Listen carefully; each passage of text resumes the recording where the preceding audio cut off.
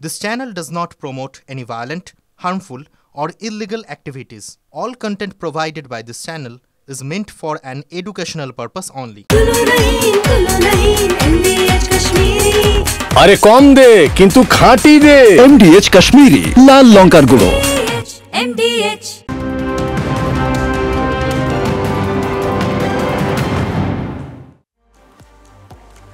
টিভি9 বাংলায় স্বাগত। বেঙ্গল ব্রেকিং নিয়ে আপনাদের সঙ্গে রয়েছি আমি শর্মিষ্ঠা। তবে জানেন তো আজকে বেঙ্গল ব্রেকিং এর শুরুতে একটা সাংঘাতিক ভালো খবর বলা যেতে পারে, মানে অনেকের দুশ্চিন্তা মুক্তি হবে যদি এটা সত্যিই হয়। কারণ এই মুহূর্তে আমরা যা খবর পাচ্ছি যে এক টিকাতেই হয়তো ক্যান্সার মুক্ত হওয়া যাবে। কারণ ক্যান্সার মুক্তি এবার কি সময়ের অপেক্ষা? ক্যান্সারের টিকা আবিষ্কারের দাবি করছে রাশিয়া। এন্টেরোমিক্স নামে ভ্যাকসিনে ক্যান্সার নিরাময় হবে দাবি করছে রাশিয়া। রাশিয়ার পক্ষ থেকে এই টিকা সম্পর্কে আর কি কি বলা হচ্ছে বিস্তারিত জানাবেন আমার সহকর্মী দীপ সঙ্গে রয়েছেন নিউজরুম থেকে। দীপ, অনেকেরই চিন্তার বিষয়, মারণ রোগ বলা হয় ক্যান্সারকে, কিন্তু সেই মারণ রোগ যদি মুক্তি হয় টিকাতেই, তাহলে তো সত্যি এর থেকে ভালো খবর কিছু হয় না।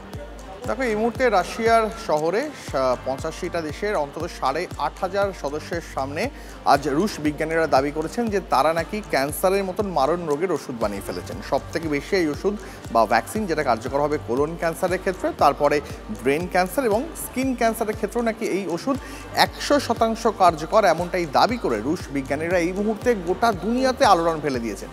এবার প্রশ্ন হচ্ছে, ক্যান্সার এই মুহূর্তে এমন একটা রোগ, ভারতবর্ষের 3টে রোগের প্রাদুর্ভাব সব থেকে বেশি, যার মধ্যে একটা হচ্ছে ডায়াবেটিস, একটা হচ্ছে ক্যান্সার। এই ধরনের 3টে রোগে ভারতবর্ষের মানুষ সব থেকে বেশি আক্রান্ত হন। তাই এই খবরে গোটা আন্তর্জাতিক মহলের পাশাপাশি ভারতও কিন্তু আশার আলো দেখছে। কারণ দেখো, এখন ক্যান্সারের যে সমস্ত চিকিৎসাগুলো হয়, যার মধ্যে কেমোথেরাপি বা রেডিয়েশন, সেগুলো একদিকে যেমন খরচ সাপেক্ষ, অন্যদিকে কষ্টদায়ক। কিন্তু সেখানে যদি একটা ভ্যাকসিনে এই কাজটা হয়ে যায়, অর্থাৎ একটা ভ্যাকসিন যদি ক্যান্সার রোগের নিরাময় ঘটাতে পারে, তাহলে তার থেকে ভালো খবর কিন্তু হয় না। আমি নামটা বলে রাখি, এন্টেরোমিক্স এই ভ্যাকসিনটার নাম।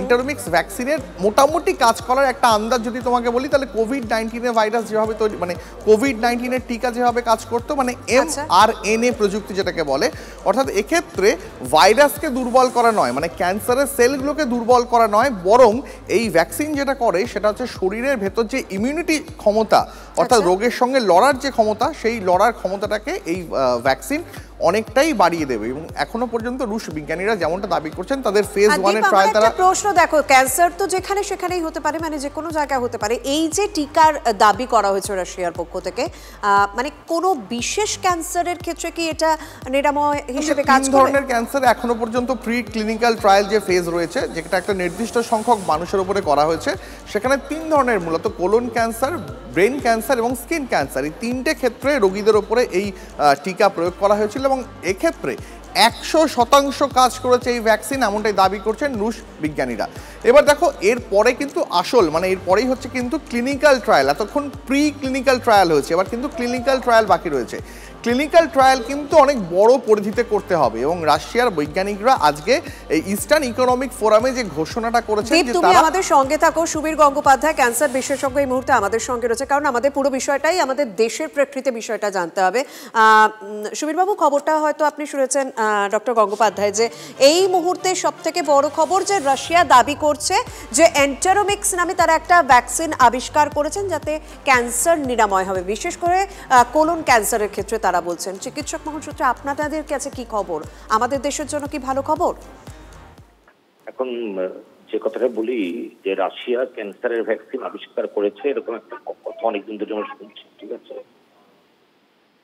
এখন কথা হচ্ছে যে যেটা শুনলাম সেটা হচ্ছে কোলন ক্যান্সার, অর্থাৎ ঠিকই, মানে সব ক্যান্সারের একটা ভ্যাকসিন নিরাময় হবে, এটা কিন্তু তো এখনো আমাদের যা ধ্যান ধারণা তার সঙ্গে খাপ খায় না। কিন্তু কোলন ক্যান্সার হতে পারে, যেমন জরায়ু মুখের ক্যান্সারের ভ্যাকসিন তো বেরিয়ে গেছে, প্রতিরোধকারী আর কি, ঠিক আছে?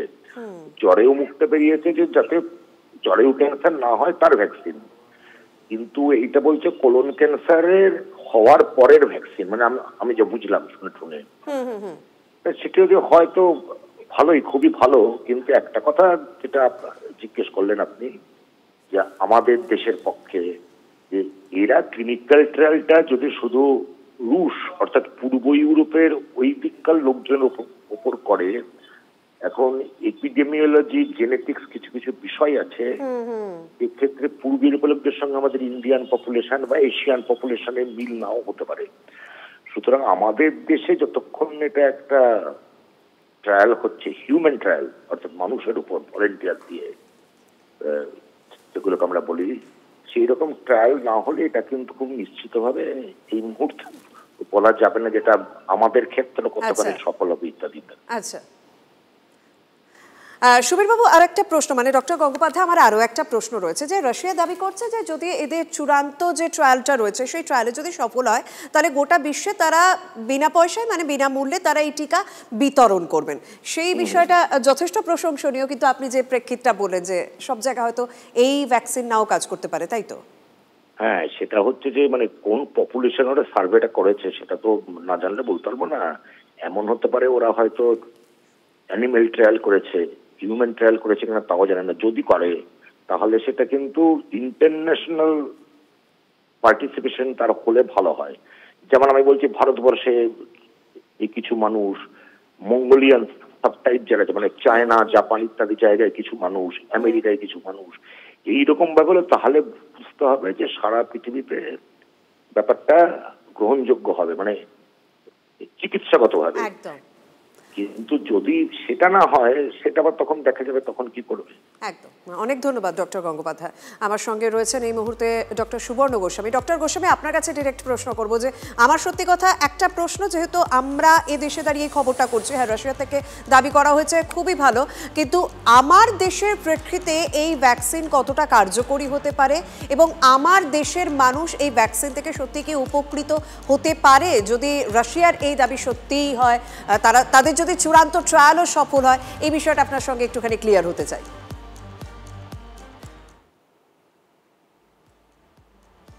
ডক্টর গোস্বামী, আপনার অডিওটা মিউট হয়ে গেছে, একটু যদি ঠিক করা যায়।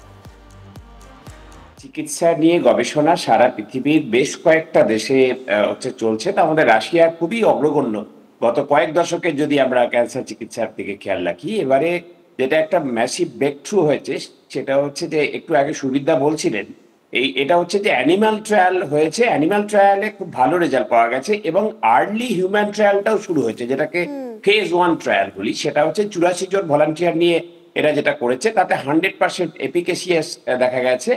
এবং ফেজ 1-এ যেটা দেখা হয় যে সাইড ইফেক্ট কিছু আছে কিনা, টক্সিসিটি আছে কিনা, কোন ডোজে দিলে সেটা টলারেবল, এইগুলোতে খুবই চমকপ্রদ একটা আশা দেখা দিয়েছে।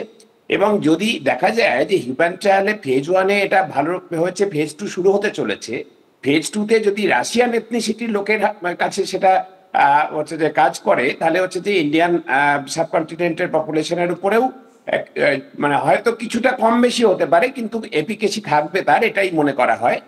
আর এছাড়া যেটা হচ্ছে যে এই যে কোলোরেক্টাল ক্যান্সার, সুবিধা বলছিলেন যে কোলোরেক্টাল ক্যান্সার হয়ে যাওয়ার পরেও টিউমার সেল মারার জন্য এটাকে ব্যবহার করা হবে, কিন্তু তার থেকেও বড় কথা যে যেমন আমরা সার্ভাইকাল ক্যান্সারের ক্ষেত্রে যেটা দিয়ে দিই 11 থেকে 13 বছর বয়সে মেয়েদেরকে আমরা দিয়ে দিই যাতে জরায়ুমুখ ক্যান্সার না হয়, এক্ষেত্রে কোলোরেক্টাল ক্যান্সারের যাদের হাই রিস্ক রয়েছে, অর্থাৎ যারা দীর্ঘদিন ধরে ওবেসিটি আছে, একটা মাংস বেশি খান, ফল শাকসবজি কম খান, স্মোক করেন, অ্যালকোহল খান, বিশেষ করে বিয়ার জাতীয় অ্যালকোহল নিয়মিত খান, তাদের ক্ষেত্রে কিন্তু কোলোরেক্টাল ক্যান্সার হবার সম্ভাবনা অনেক বেশি থাকে।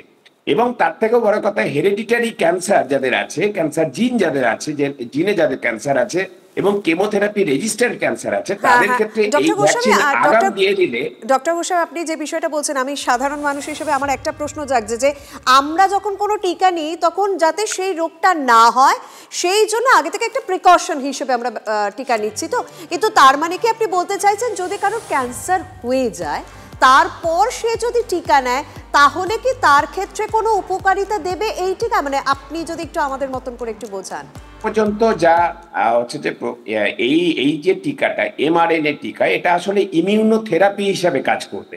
অর্থাৎ হচ্ছে এতদিন পর্যন্ত কোলোরেক্টাল ক্যান্সার হলে বা মেলানোমা হলে বা হচ্ছে গ্লায়োব্লাস্টোমা, ব্রেনের একটা খুব দ্রুত ছড়ায় এমন ক্যান্সার, এইসবগুলো হলে যেটা হচ্ছিল যে আমরা রেডিয়েশন এবং হচ্ছে কেমোথেরাপি, এই দুটো কনভেনশনাল থেরাপি দিয়ে ট্রিটমেন্ট করি। কিন্তু এই ভ্যাকসিনটা যদি আমরা তখন দিই, তার হচ্ছে সার্ভাইভাল রেটটাকে বাড়ানো যাবে। সে হয়তো রেডিয়েশন এবং কেমোথেরাপি দিয়ে 5 বছর বাঁচতো, এটা দিয়ে আমরা 15 বছর তাকে বাঁচিয়ে রাখতে পারবো। এইটা যেমন হবে, তার পাশাপাশি ক্যান্সার আটকানোর কাজটাও করবে, যেহেতু ভ্যাকসিন। অর্থাৎ হাই রিস্ক যাদের এখনো ক্যান্সার ডেভেলপ করেনি, কিন্তু হচ্ছে যে কোলনে হয়তো পলিপ দেখা গেছে, যে পলিপটা পরে ক্যান্সারাস হতে পারে, তাদেরকে দিলে হচ্ছে যে সেটা ক্যান্সারটাকে প্রিভেন্ট করা যেতে পারে। পুরো বিষয়টা পরিষ্কার হয়েছে। অনেক ধন্যবাদ ডক্টর গোস্বামী। আমাদের সঙ্গে রয়েছেন ডক্টর সৌম্য গায়েন।